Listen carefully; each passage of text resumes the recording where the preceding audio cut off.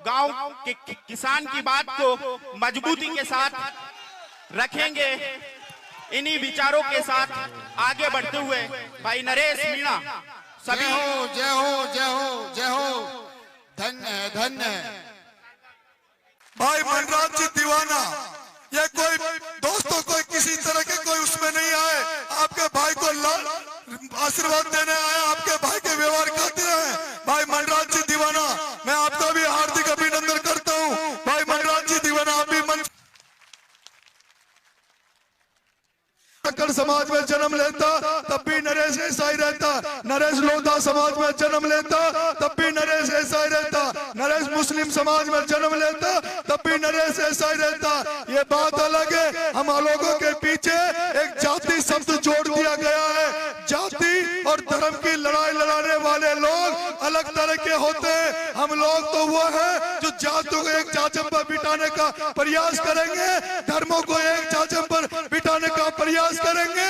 इस छपरा की जनता में अमन चैन फैलाने का काम करेंगे। हम ऐसा काम करेंगे जो यहाँ के जो मुस्लिम भाई है वो जब ईद मनाएंगे तो हिंदू भाई उनका स्वागत करेंगे, उनका सत्कार करेंगे। और जब हिंदू भाई यहाँ दिवाली मनाएंगे या होली मनाएंगे तो उसका सत्कार स्वागत मुस्लिम भाई करेंगे। आज के बाद मैं चुनाव हारूं या मैं चुनाव जीतूं, पर आज के बाद मैं भरोसा देता हूँ कि आज के बाद छपरा में कोई दंगा नहीं होगा, छपरा में कोई जातियों को लड़ाने का प्रयास नहीं होगा। इसलिए सर्व जातीय आंदोलन है जिसमें सभी जातियां अपनी आहुति देने के लिए तैयार है। छपरा का युवा आपके बेटे को आशीर्वाद सहयोग साथ देने के लिए तैयार है। आप सब लोग शांति से रहे, इनको सुने। मैं अपनी बात को बीच में पूरी जो सार संबित बात है, मेरी जो भी मेरी मन की पीड़ा है, मन की इच्छा है, उसको आपको पहले कहूंगा और उसके बाद हम रवाना होंगे। कोई जल्दी तो नहीं है,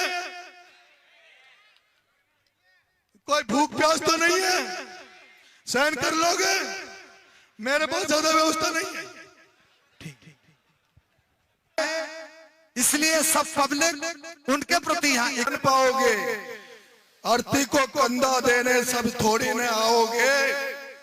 याद करोगे बलिदान को जब निर्वाण दिवस मेरा होगा।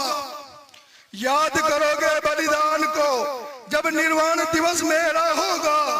अब तक जो कुछ हुआ वो सब कायरता के कारण हुआ, कायरता के कारण हुआ। जाग जाओ, जाग जाओ, अब भी समय है। जाग जाओ, अब भी समय है। मेरी आवाज बन जाओ। जाग जाओ, अब भी समय है, मेरी आवाज बन जाओ।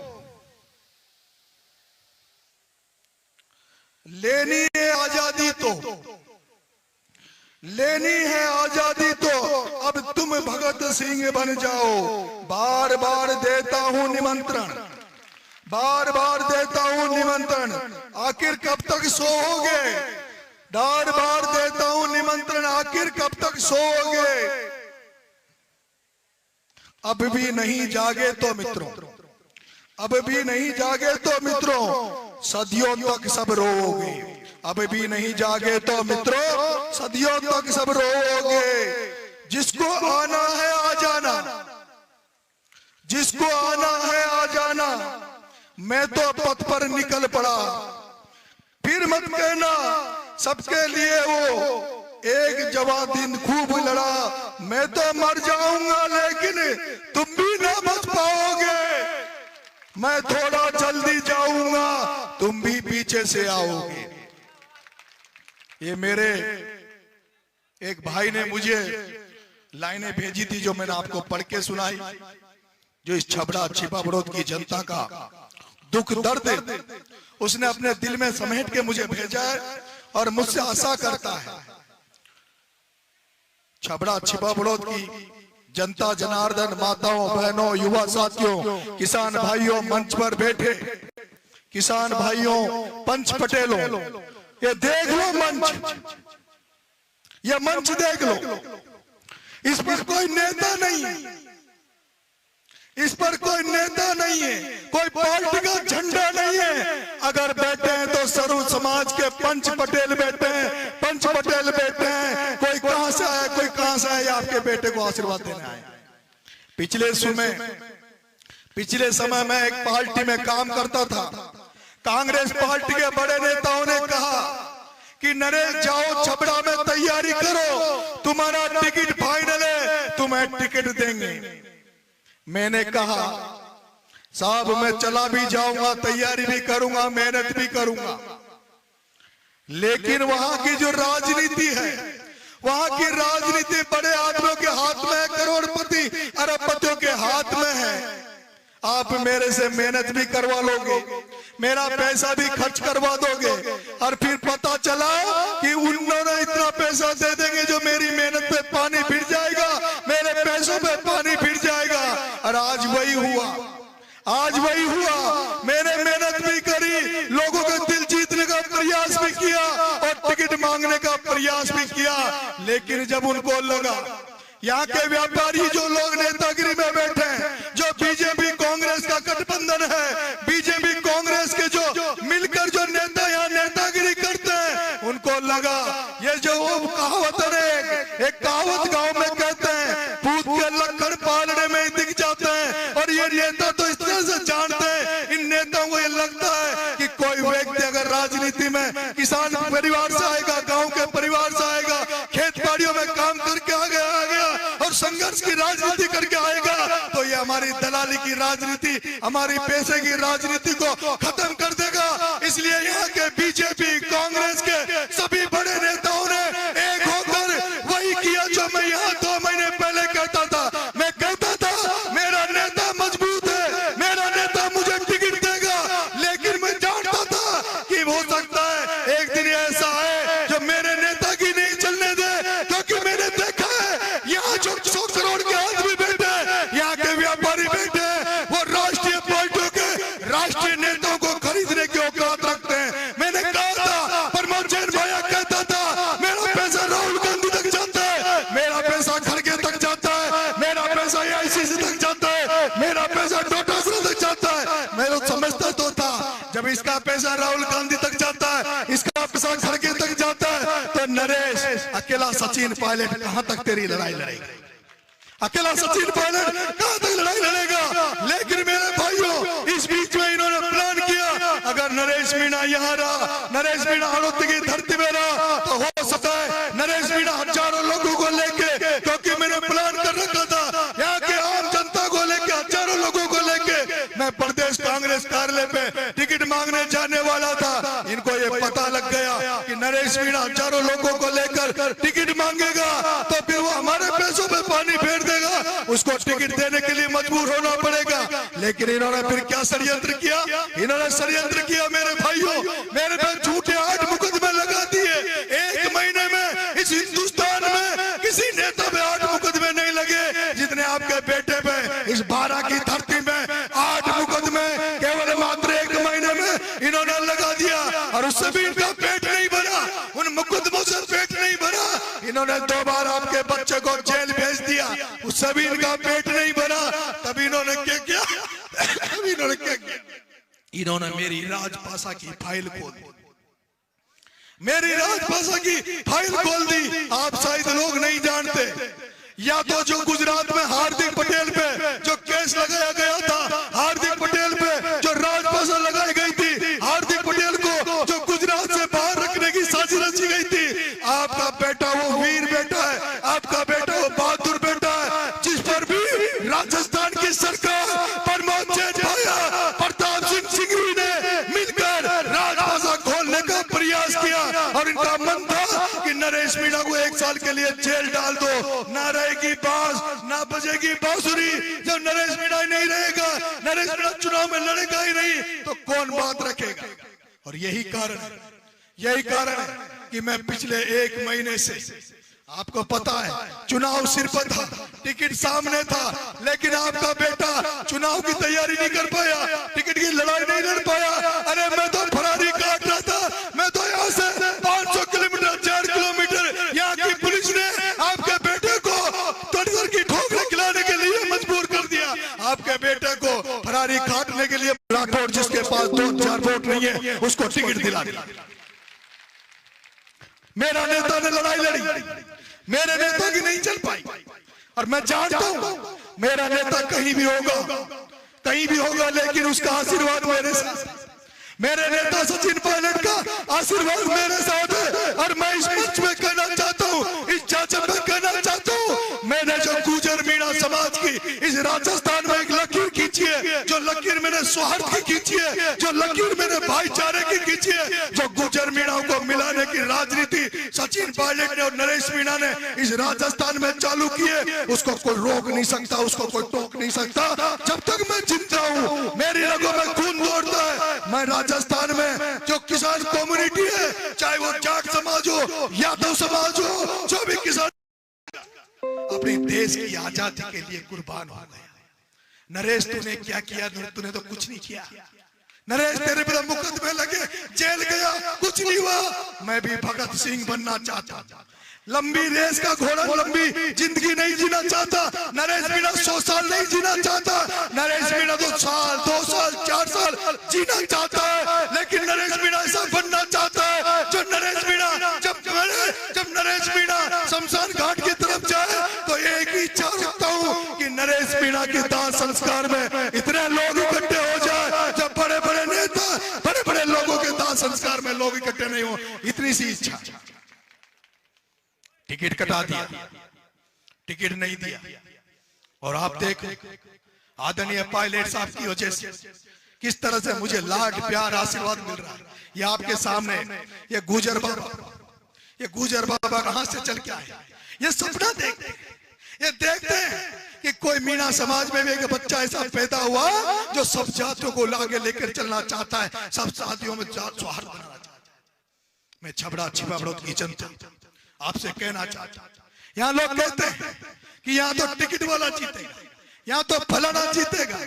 आपके बेटे ने सन 2004 में राजस्थान की राजधानी में सबसे बड़े विश्वविद्यालय का टिकट मांगा था। राजस्थान की राजनीति में राजस्थान विश्वविद्यालय का एक अपना स्थान है, और उसका मैंने टिकट मांगा था। उस समय भी वहां भी यही होता था, यूनिवर्सिटी में भी यही होता था। जो पैसे वाले थे, जिनके पास पैसा था, करोड़ों रुपए थे, उनको टिकट मिलता था, पार्टी उनको टिकट देती थी। 2004 में मैं जब चुनाव लड़ा तो वहां भी मुझे एनएसयूआई ने टिकट नहीं दिया था, लेकिन आपके बेटे ने हार नहीं मानी। 2004 में बिना टिकट के चुनाव लड़ा, और फिर मैंने सौगंध खाई थी कि जब तक नरेश मीणा जिंदा है, जब तक छात्र राजनीति में हूँ, इन टिकट वालों को, इन पैसे वालों की दुकानें बंद कर दूंगा। और आज आपने देखा होगा जो युवा साथी है वो मेरे इतिहास को अगर जानते हो तो मैंने वो कर दिया। राजस्थान विश्वविद्यालय में जो बीजेपी का संगठन है, एबीवीपी, जो एनएसयूआई संगठन है कांग्रेस का, उन जो जिनको टिकट देते हैं, हम सब मिलके उनके टिकट को भूंगलड़ी बना के और वापिस भेज देते हैं। हम सब लोग टिकट को वापस भेज देते हैं। अगर आपने इस छबड़ा छिपा बड़ौद की जनता ने आपके बेटे को आशीर्वाद देने का प्रयास किया, आपने मुझे आशीर्वाद दिया, आपने मुझे जिताया, तो ये तय मान लीजिए, अगली बार जिसको भी टिकट मिलेगा, ये पार्टी जिसको टिकट के लिए ढूंढेगी, वो कहीं न कहीं कोई किसान का बेटा होगा। आज कितना बड़ा अपमान है, 24,000 धाकर समाज, उसको टिकट नहीं, जो 20,000 लोधा समाज, उसको टिकट नहीं, 45,000 मीणा समाज, उसको टिकट नहीं, दलित समाज, एससी समाज 45,000, उसको सब टिकट नहीं। उपेंद्र शर्मा जो बेचारा 2 बार प्रधान नहीं बनने दिया, जिसको 1 बार जिला प्रमुख नहीं बनने दिया, उसको टिकट नहीं, वो भी अभी मेरी तरह बहादुरी का परिचय दे। उपेंद्र शर्मा को भी मैं दाद देना चाहता हूँ, उसको धन्यवाद देना चाहता हूँ, उसके माँ बाप को धन्यवाद देना चाहता हूँ कि उसने भी कम से कम सड़क पर आकर इन दलालों से लड़ने का प्रयास किया। और मुझे ऐसा लग रहा है ये चुनाव उपेंद्र शर्मा नरेश मीणा के बीच में होगा। ये चुनाव उपेंद्र शर्मा नरेश मीणा के बीच में होगा। प्रताप सिंह भी 4थे नंबर पे जाएगा, और करण सिंह का पता नहीं कौन से नंबर पे रहेगा। लेकिन अगर टक्कर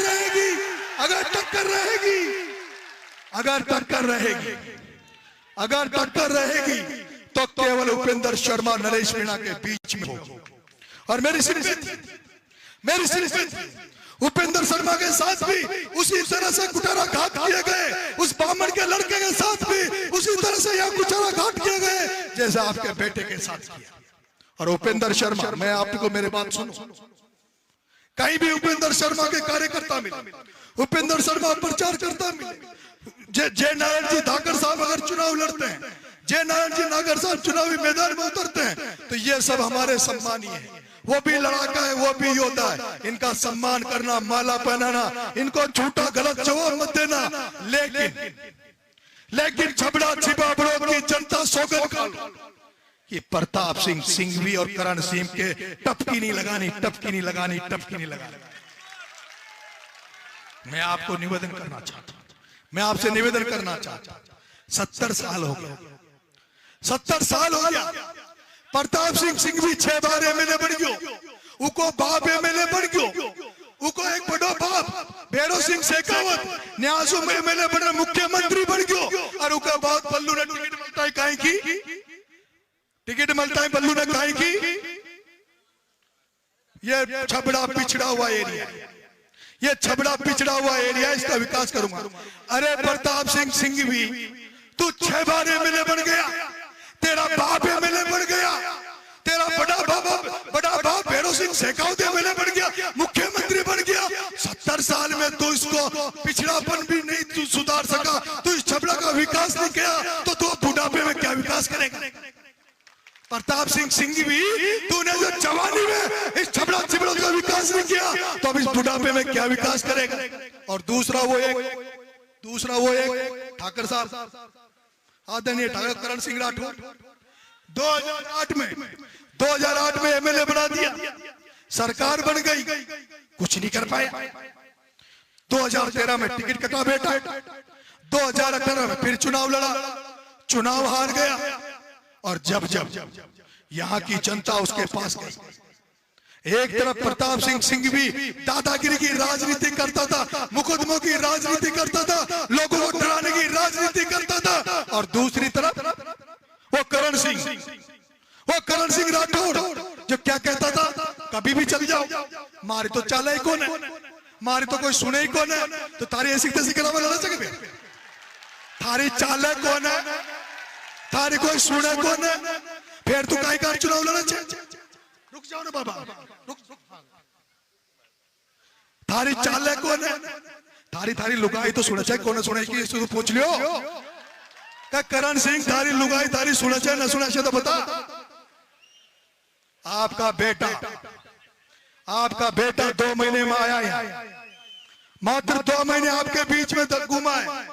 मेरे पास कोई वार्ड पंच नहीं हुई, मेरे पास कोई पद नहीं था, लेकिन यहाँ के लोगों ने कहा कि साहब माँ का लोड सेटिंग का नाम पर लाइट काट ले, खाएंगे माँ का लोड सेटिंग आओ चल लाइट काट ले जाइए ना, इनको फोन करा जा तो खेचे लोड सेटिंग आ गई। मन का मैं आ रहा हूं सेटिंग करने, मना मैं आ रहा हूं सेटिंग करने। एक पहुंच गया छिपा बड़ो, और वो सब आपने देखा, वो अय्यर का कैसे ऊंचा नीचा हो रहा था। एक वो व्यक्ति जिसको आपने 3 बार 15 साल से करण सिंह राठौर को देख रहे हो, जो कहता मेरी चलती नहीं है। एक वो व्यक्ति सिंघवी जो अब तक कहता था 70 साल से जिसको वोट दे रहे हो, देख लेना, वोट दे देना, नहीं तो देख ले। और जिस दिन से मेरा नाम सुना ना उसने कि नरेश आ रहा है, अब कह रहा है गिड़गिड़ा रहा है, वोट दे दे। मैं मुजीम भाई, कहाँ है मुजीम भाई? और मुजीम भाई कह रहे थे डर की राजनीति, फलानी राजनीति। मैं कह देना चाहता हूं, प्यार से चुनाव लड़ूंगा, पैर छूकर चुनाव लड़ूंगा, किसी का विरोध नहीं करूंगा। लेकिन अगर किसी ने छबड़ा छिपरों की धरती पर किसी दलाल नगर बहकाने की कोशिश की, दुष्प्रचार करने की कोशिश की, किसी ने पैसा बांटने की कोशिश की, किसी ने दारू बांटने की कोशिश की, तो गांव में पेड़ों के बांध देंगे, दलालों को पेड़ों के बांध देंगे, जूता देंगे। और मैं कह देना चाहता, किसी दलाल ने पैसे बांटने का प्रयास किया, दुष्प्रचार करने का प्रयास किया, दारू बांटने का प्रयास किया, तो सुन लेना, चाहे फिर तुम कोई भी हो, ना प्रताप सिंह सिंघवी बचाने आएगा, ना करण सिंह बचाने आएगा, क्योंकि ये जनता जाग चुकी है, ये जनता जाग चुकी है। मैं देख रहा हूं जनता का जो जनभावना हमारे साथ है। मुझे लगता है आने वाले समय में केवल वोट पड़ेगा, पोलिंग पर जाएगा तो नरेश मीणा को देने वाले जाएंगे। और मैं ये भी जानता हूं कि ये सिंघवी और प्रताप सिंह सिंघवी, करण सिंह के साथ कुछ लोग जो पार्टी की वजह से घूम रहे हैं, उनका वोट भी हमें मिलने वाला है। और वो वोट नहीं देंगे तो उनकी लुगाई का छोरे का वोट तो नरेश को मिलने वाला है, ये तय है, पक्की बात। मैं ये चुनाव युवाओं की दम पर लड़ रहा हूं, मैं ये चुनाव किसानों की दम पर लड़ रहा हूं, मैं ये चुनाव सर्व समाज की दम पर लड़ रहा हूं। आप सबका आशीर्वाद मिलेगा ऐसी मैं आशा करता हूं। और लोग कहते हैं, मेरे फोन आते हैं, ऐसा मत करना, वैसा मत करना, ऐसे नारे मत लगाना, ये मत करना। मैं आप सबको कहना चाहता हूं, सब करना, क्या सब करना, जो मैं कहूं जो करूं। अब मैं क्या कह रहा हूं कि आज के बाद नारों से वोट नहीं बनते। वो तो कह रहे कि उनको क्या लगता पता है कि नारे लगाएंगे, ये हुड़दंग करेंगे, ये लठ चलाएंगे, वो बेवकूफ है।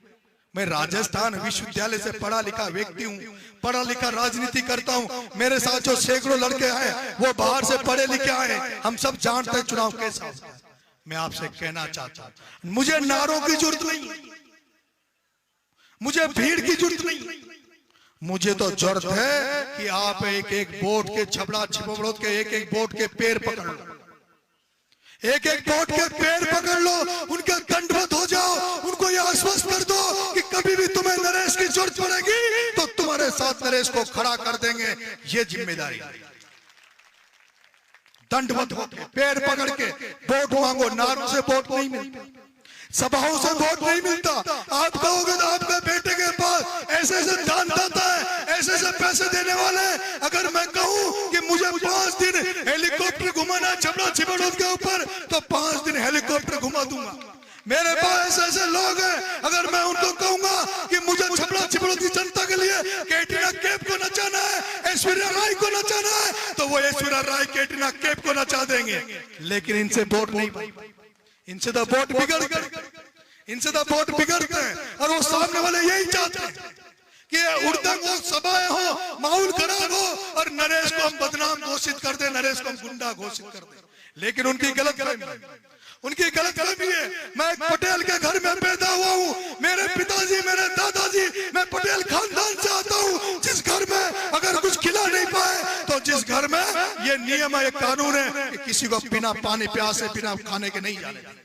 मैं उस घर में पैदा हूँ, जो जयपुर में 20 साल राजनीति करके आया, जो जयपुर में अरबों खरबों रुपए कमा सकता था। लेकिन मुझे पता था मैं ऐसा कोई कर्म नहीं करूंगा, ऐसा कोई काम नहीं करूंगा जब मेरे माँ बाप को कभी लज्जित होना पड़े, मेरे बाप बाप को नीचा देखना पड़े, मेरे गांव को नीचा देखना पड़े, मेरे लोगों को नीचा देखना पड़े। और 25 साल की इस राजनीति में आज दिन तक कोई ये नहीं कह सकता कि नरेश मीणा पे कोई फूटी कोडी का दाग है, नरेश मीणा पे कोई फूटी कोडी का। नरेश मीणा तो बेचारा 6-6 महीने खेतों में पड़ा रहता हूं, और आज मैंने देखा है पर टाइम नहीं था। परसों तक मैं कंफ्यूज था, परसों तक मेरा मन था कि मैं पीपलदा से लड़ूं, छबड़ा से लड़ूं, क्योंकि पीपलदा में भी छबड़ा से ज्यादा लोग मुझे चाहते थे। लेकिन जब कल समीकरण मैंने देखा, कल टिकट का जब मुझे पता लग गया कि भाई टिकट चेतन को मिल रहा है, तो फिर मैंने लगा कि वहां ठीक नहीं, अब छबड़ा ही चुनाव लड़ेंगे। और 2 दिन की उसमें एक गाड़ी हमने किराए पे नहीं लगाई, एक मोटरसाइकिल में पेट्रोल नहीं डाला, और उसके बावजूद भी आप मुझे जो आशीर्वाद देने आए हो, अगर यही आशीर्वाद 25 तारीख तक आपका बना रहा तो आपका बेटे को कोई जीतने से रोक नहीं सकता, कोई रोक नहीं सकता। और हो सकता है ये हम सबके खुश नसीबी हो, हम सबके भाग्य में यही लिखा हो कि पार्टी से अगर मैं एमएलए बन जाता तो पार्टी का एमएलए कैसा होता है पता है? जैसे वो बेलों को अपन कुड़ी निकालते, हड़ निकालते हैं खेत में, और बेल के वो बांध देते हैं छिका। क्या बांधते हैं कि वो बेचारा बेल जो है वो खेत में डोलेगा तो सही, लेकिन कुछ खा नहीं पाएगा, नुकसान नहीं कर पाएगा। तो हो सकता है इस कांग्रेस टिकट मिल जाता, आप एमएलए बना देते, और वो कांग्रेस वाले मेरे छिका लगा देते कि तू ये तो बोलेगा, ये नहीं बोलेगा, ये करेगा, वो नहीं करेगा, उसके मंच पे जाएगा, उस जगह नहीं जाएगा। लेकिन अब आपका कौन सा बेल है? ये बेल है जो खुला घुमाते हो तुम। कौन, क्या बोलते हैं उसको? हाँ, ये वो है। इसको अगर एमएलए बना दिया तो ये खुला हुआ है, जिसको तुम चाहो जैसे चलाना, तुम चाहो जिसके खेत में उड़ा देना, तुम चाहो जिसके उधर चला देना, तुम्हें जहां मर्जी आए इस बेल का इस्तेमाल कर लेना। कूड़ी में इसको लगा लेना, हड़ में इसको लगा लेना, दूध निकालने के लिए इसको लगा लेना। हर तरह से आपका ये योद्धा तैयार खड़ा है, आपका योद्धा मैदान में। अंत में आप सबको बहुत बहुत धन्यवाद के साथ इतना सा निवेदन करना चाहूंगा, जो मेरे बाहर के साथी आए। अब एक बात और कहते हैं, बाहर के लड़के आते हैं, अरे करण सिंह तेरे किसी रिश्तेदार को तो बुला ले, तू 500 किलोमीटर से। प्रताप सिंह भी तू बुला ले। इनको प्रचार करने के लिए 5-5 आदमी नहीं मिल रहे, और मेरे लिए 100 गाड़ियां, कोई धौलपुर, करौली, टोडा भीम, अलवर, वहां तक के लड़के आ रहे हैं। क्यों आ रहे हैं भाई? क्यों आ रहे हैं? मेरे से क्या स्वार्थ है? अब तो ये स्वार्थ भी नहीं है कि चुनाव का क्या होगा, निर्दलीय लड़ रहा हूं, फिर भी ये आ रहे हैं। खुद का डीजल चला के आ रहे हैं, पैसे देने आ रहे हैं, क्योंकि आपके बेटे ने, आपके भाई ने जहां भी रहा है, जिस जगह भी रहा है, केवल लोगों का दिल जीतने का काम किया है, लोगों का विश्वास जीतने का काम किया है, लोगों का भरोसा जीतने का काम किया है। इसलिए ये लोग मुझे आशीर्वाद देने आ रहे हैं। और मैं आपसे कहना चाहता हूं, आप देखना, चुनाव देखना। आज तो चुनाव हम मांडा है, अब कल से खेल स्टार्ट होगा, कल से बैटिंग चालू होगी। मेरे जो युवा साथी हैं, आपके गांव में जो वोट मांगने आएंगे, जो मेरे जयपुर, धौलपुर, करौली, वहां से जो लड़के आए, उनको आप अपने गांव में देखना। उनको अगर आपने अपने घर में बिठाया तो वो आपके बच्चों को शिक्षित करके जाएंगे। उनमें से कोई ऐसा आएगा जो कलेक्टर बनने की तैयारी कर रहा है, कोई ऐसा आएगा जो आरएस बनने की तैयारी कर रहा है, कोई ऐसा आएगा जो आने वाले समय में कस्टम बनेगा, कोई ऐसा आएगा जो तहसीलदार बनेगा, कोई एसडीएम बनेगा। ये जो बच्चे आ रहे हैं, जो सुंदर सुंदर बच्चे आ रहे हैं, ये सारे बच्चे पढ़ने वाले हैं। सारे बच्चे 90-90, 70-70, 80-80% अंक लेकर जयपुर में पढ़ते हैं। ये आपके बच्चे यहाँ आ रहे हैं। अगर आपने इनको आशीर्वाद दिया, आपके गांव में जब ये घूमेंगे, आप अपने बच्चों को इनसे मिलवाना, आपके बच्चों को भी नई लकीर देंगे, आपके बच्चों को गाइडलाइन देंगे कि किस तरह से पढ़ाई होती है, किस तरह से नौकरियां मिलती है। मैं आपसे विश्वास दिलाता हूँ, एक बार आपके बेटे को बढ़ा दो, आपको पीछे मुड़ के देखना नहीं पड़ेगा। इस थर्मल की राख खाने के लिए मजबूर नहीं पड़ेगा। अगर थर्मल में नौकरी करेंगे तो आपके बच्चे थर्मल में नौकरी करेंगे, आपका कब्जा होगा, आपको लाइट 24 घंटे मिलेगी, आपको खाद 24 घंटे मिलेगा। आपने देखा होगा, मैंने 12 में कलेक्टर को कहा था कि कलेक्टर साहब, हर साल खाद की लाइनें लगती, लट पड़ते। इस बार अगर खाद की लाइन लग गई तो देख लूंगा। क्या किसी किसान को खाद की लाइन में लगना पड़ा इस बार? हाँ? तो बिना पद के, बिना उसके आपका बेटा लड़ सकता है। तो आप बना दो, एक बार आप बना दोगे तो आपका बेटा जो यहाँ बोल रहा है, ऐसे किसी राजस्थान की विधानसभा में बोलेगा और पूरा राजस्थान छबड़ा छिपा बड़ौद को जानेगा। इस छबड़ा छिपा बड़ौद को प्रताप सिंह भी 70 साल में नहीं जना पाया, करण सिंह 15 साल में नहीं जना पाया। पिछले 2 महीने में आपके छबड़ा छिपा बड़ौद को पूरा हिंदुस्तान के नेता जान गए, पूरा हिंदुस्तान के लोग जान गए कि कोई छबड़ा छिपा बड़ौद है जहां एक युवा नरेश मीणा हुंकार भर रहा है और लड़ाई लड़ रहा है। ये लड़ाई आपकी दम पर है। अब ये हार जीत आपके हाथ में। मैं जीतूंगा तो आप सब जीतोगे, मैं हारूंगा तो आप सब हारोगे। आप हाथ खड़े करके कहो, हाथ खड़े करके सौगंध खाओ कि नरेश मीणा बन के मुझे आशीर्वाद दोगे, मुझे चुनाव भेज के दोगे। बोलो गुगेर माता की, बोलो गुगेर माता की, बोलो छबड़ा की जनता की, बोलो छिपा बड़ौद की जनता की। अब आप सब यहाँ से, मैं, मेरी पत्नी, बच्चे और ये औरतें, हम आगे आगे चलेंगे। धन्यवाद चौराहे से वापस आएंगे, सब लोग शांति से चलेंगे। नारे लगाना, कोई उल्टा सुल्टा नारा मत लगाना। और एक विशेष आग्रह ये नारा, एक विशेष आग्रह ये शेरा या शेरा, इस तरह के नारे नहीं लगाना, है ना? कोई गलत नारा नहीं।